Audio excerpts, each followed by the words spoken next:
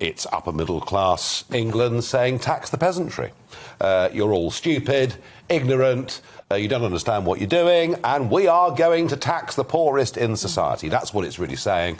Now, Nigel, I must admit, this was one of those things that hit the news this week and made me a little bit incensed, shall I say. You know, I joined the Conservative Party because I believe in personal responsibility. I don't believe in that sort of that state interference in people's lives. And yet here we are saying, you know, we could potentially be taxing people for ordering a pizza on a Friday night as a treat rather than a salad. I mean, is this not mad? Yes, it's upper middle class England saying tax the peasantry.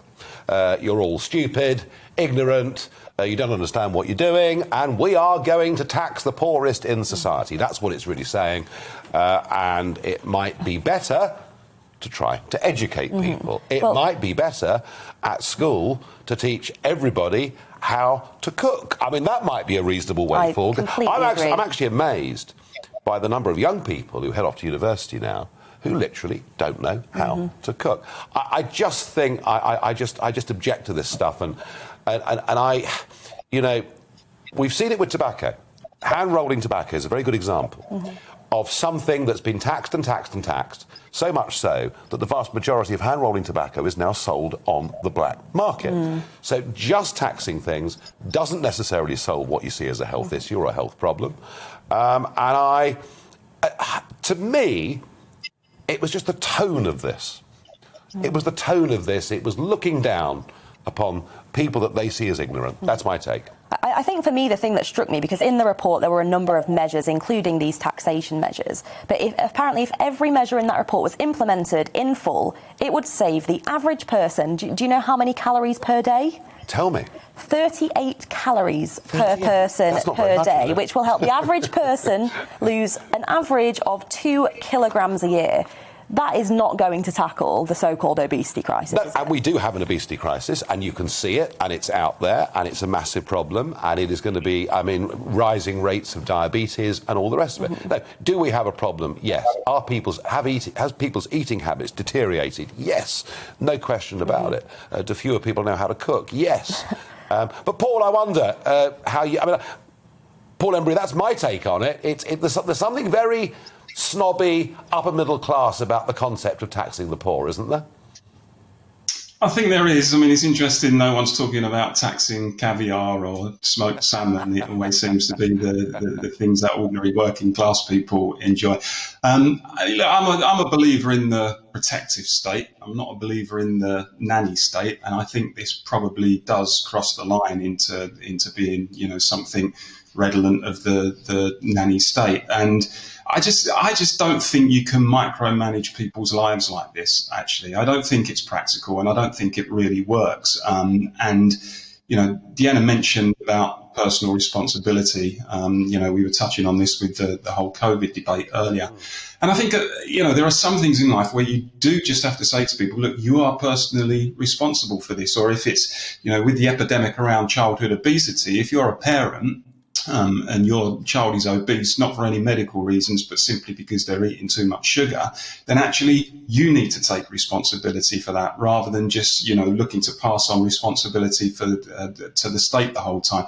So I'm uncomfortable with it. I mean, I suspect it might not see the light of day. I suspect it's going to be one of those that might just sit on a shelf gathering dust.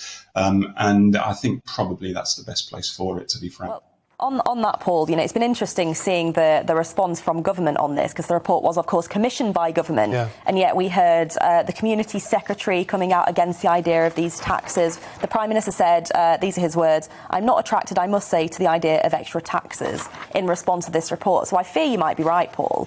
And, you know, I think we can all agree that obesity is an issue that needs tackling, but perhaps this is just too prescriptive and too nanny-status. Yeah, and Ian Wright of the Food and Drink Federation, which represents manufacturers, said obesity in food was very much about poverty. We need to take measures, he said, to tackle poverty and to help people make the choices they need to make. And I rather agree with that sentiment. And teenage obesity was a point that Paul raised. I wonder whether it might be a good idea to stop schools selling off playing fields, whether it might be a good idea to get rid of this ludicrous idea that competitive team sports aren't good because there might be losers, and actually kids playing sport might be a part of the solution to this? Well, I think it's part of a solution to not only the kind of obesity crisis, but also mental health as well, because we know how crucial exercise is for good mental health. But in children as well, that social development of playing team sports, I think it's really second to none. Yeah, and of course, summer term, traditionally at schools, the time when, youngsters are out and they're playing sport and they're doing things. And of course, because of the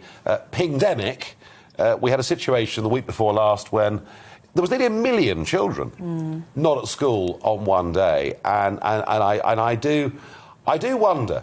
We think perhaps more about the damage of lockdown to the older generation, lonely, not able to see their families for long periods of time. I wonder whether actually longer term this might have done our younger people a huge amount of harm, a lot more harm than Mr. Dimbleby's 38 calorie saving a day can put right. No, I'd completely agree with that. And Paul, kind of, what's your stance on this? I mean, we know you're a guy who's massively into sport. Do you think that's the answer for tackling obesity in schools? I think it's a huge part of it. I mean, I think this throws up huge societal questions, actually. The reality is, I mean, Nigel made the point about playing fields. It's absolutely true. So many of the nation's playing fields have been sold off. But I think also, with the advance of technology, it's much more likely now that a kid is going to be sitting in their bedroom on their Xbox or whatever particular computer they're on, and they can play against their mates without having to go anywhere. They just stick their headphones on, they can interact with their friends. It just strikes me that the days, and I don't want to kind of romanticize it, but the days of kids just going out with a football, knocking at their friend's door, going over the local park, getting on their bikes, riding around their town, have largely gone. And I think, to a certain degree, it's unavoidable simply because, as I say, the avoidance of the advance of technology. But also, again, I think we have to take responsibility for that. I think it's down to us to say to kids, look, there's a limit on how long you're going to stay in your bedroom, on how long you're going to play that computer. And actually, we're going to send you outside to play whether you like it or not. It is a key factor, not just in, obesity and making sure that they're physically fit, but mental health as well. It's not good, I don't think, for kids just to be locked away in a dark room for hours on end. Well, I used to be big into my video gaming as a kid, and my mum did used to put limits on it. If I was sitting there for a couple of hours, she'd send me outside or to the shop or something just to get me out of the room. But I'd like us, I think, at some point in the future to have this talk about video games, though. I used to work in the industry, and I think sometimes the gaming sector is kind of a little bit demonised, whereas actually there are some really strong reports that show that it does help young children to develop their strategic thinking and also their critical thinking too. So maybe we can have a discussion about that on a future day. Welcome to the GB News YouTube channel. You can watch us live 24 hours a day, catch up on your favourite shows and join in the conversation in the comments below. Don't forget to subscribe and you'll never miss any of our exclusive content.